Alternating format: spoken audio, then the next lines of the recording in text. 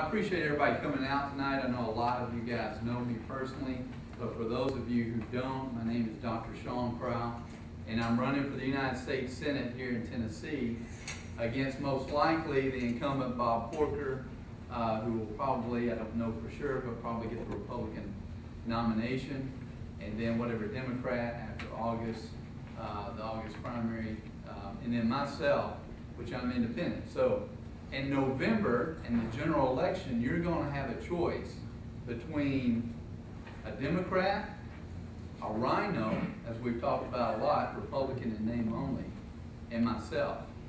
And I'm here today to tell you I'm a conservative candidate. I stand for, I'm a born-again Christian. I stand for a lot of values that I think that you guys probably share with me. You know, pro-life. I have historically always voted Republican. I have voted with the social agenda of the Republican Party, primarily the evangelical conservative Christians within the Republican Party. And that's been my heart, that's been my history. Recently, I became independent because I started seeing, there's a couple of reasons. One, I felt like I had a better chance of beating Porker in the general election versus trying to beat him in the Republican primary. That's one reason. The second reason is I've been a little upset with the Republican establishment, like people like Bob Porker, who get elected, who are multimillionaires. And it's not, I'm not trying to put down wealthy people, but he doesn't always represent the middle class guy. And that's who I am. I'm a middle class American. I'm a small business owner. I'm like many of you in this room. I struggle on a day-to-day basis trying to keep up with all the interest I'm paying. I'm in the Dave Ramsey program, baby step 2. And I'm trying to snowball debt, and I'm trying to take care of a wife and 3 kids, and it's not easy. It's tough.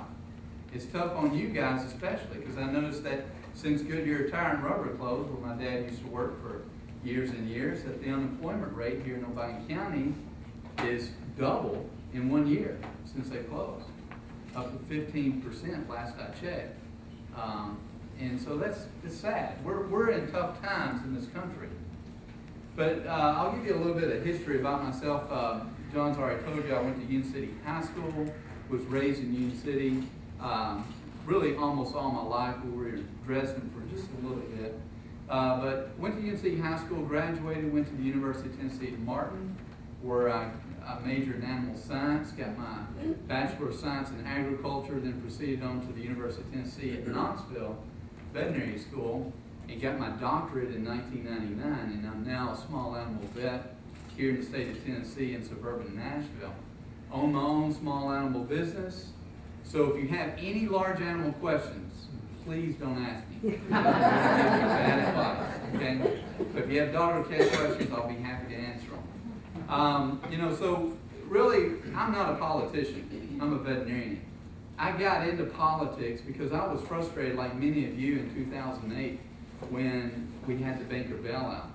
You know, I voted for George W. Bush. I voted for Bob Porker. I voted for those guys. I put them in office, just like probably many of you did.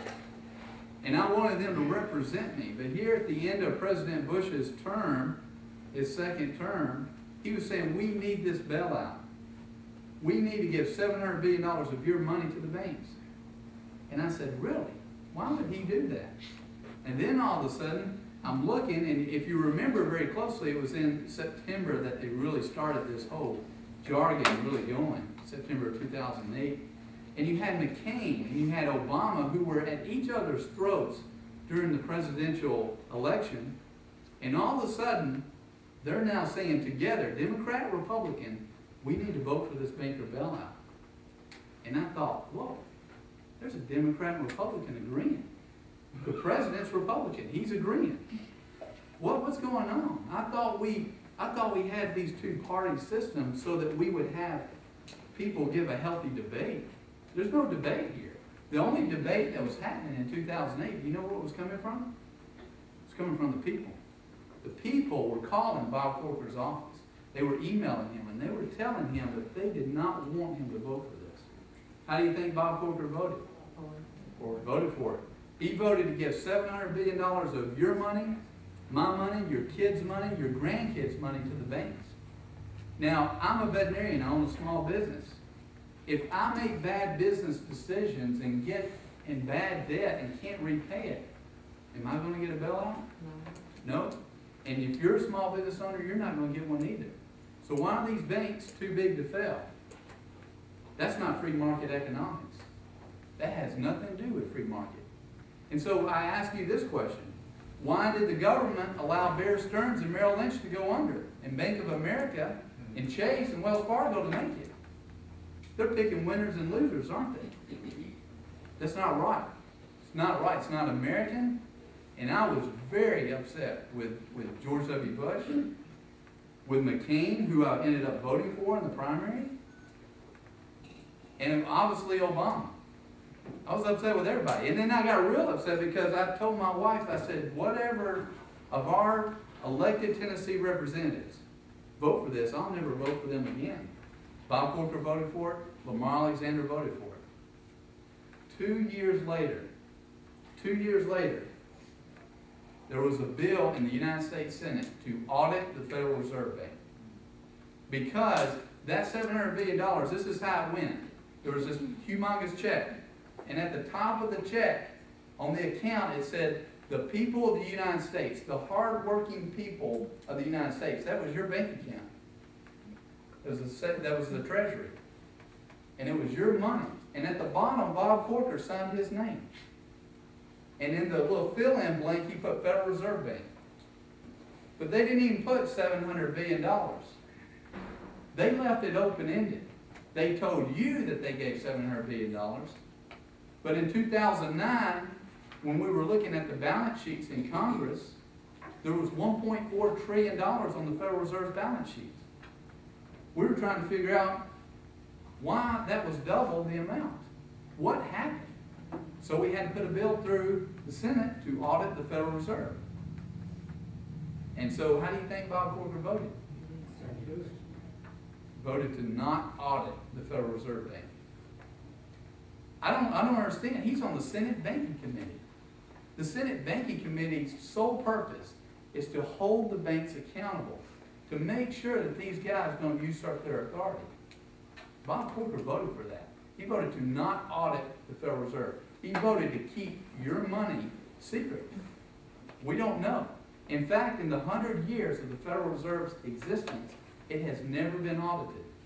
Never. Never. Now, it is a humongous business. Very large. In fact, our national debt's about $15.9 trillion. Without interest. Right. And it's just growing every day. Just going up. Who do you think owns the majority of that debt? I hear China. You think we do.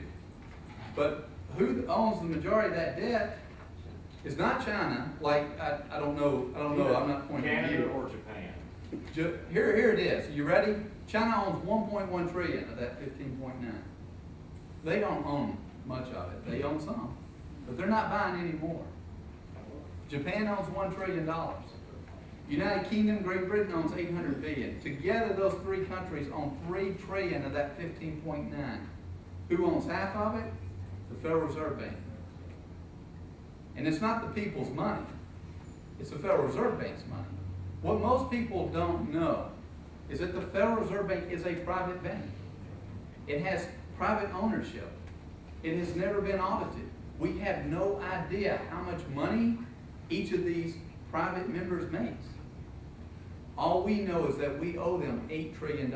Therefore, based on that information alone, it is a multi-trillion-dollar business.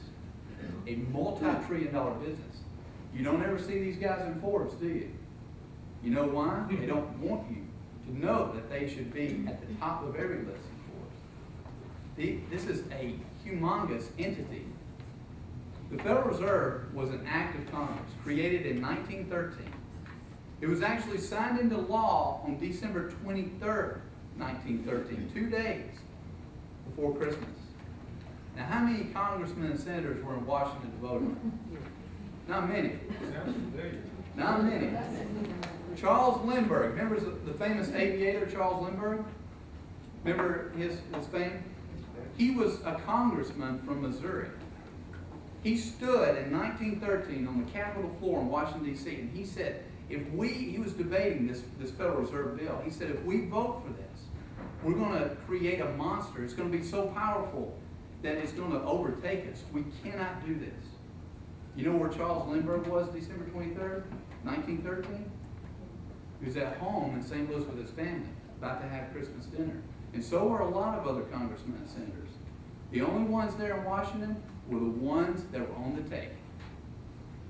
Woodrow Wilson signed it into law because the bankers promised him he would become president. They got him into the presidency to do that purpose. That bill originally was submitted by a guy named Nelson Aldrich, who was a senator from Rhode Island. He was Republican. Nelson Aldrich, earlier that year in February 1913, submitted an amendment to the United States Constitution. It was the 16th. Does anybody know what that was? Income tax.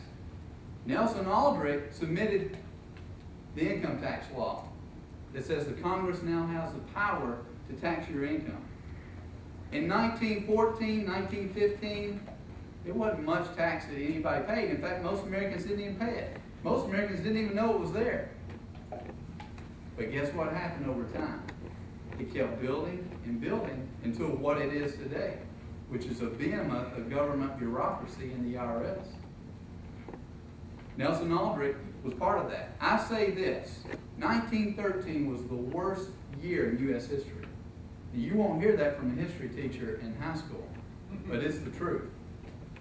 It destroyed this nation financially. It was the beginning of the end. So we think all this stuff, this bad stuff's been happening just recently. It has.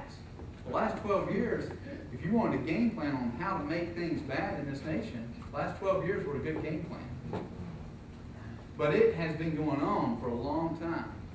The Federal Reserve Bank needs to be audited, fully audited. Not partially, like Bob Corker has recommended, but fully.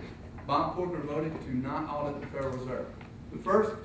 I'll get to questions in just a second. Hold your question. The first big thing I have a problem with Bob Corker is he voted for the bank bailout. The second, he voted to not audit the Federal Reserve. The third big thing is last year, he voted for the National Defense Authorization Act, which says in sections 1021 and 1022 that any U.S. citizen who commits a belligerent act, now remember this says U.S. citizen, not terrorist.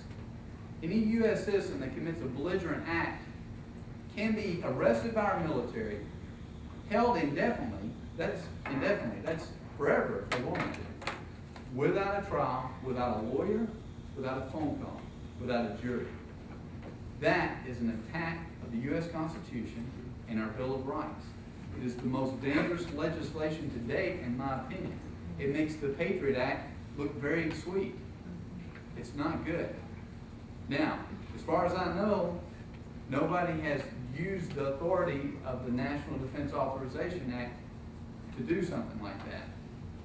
But it's there, and it's waiting. How do you think Bob Corker voted for it? Or he voted for it.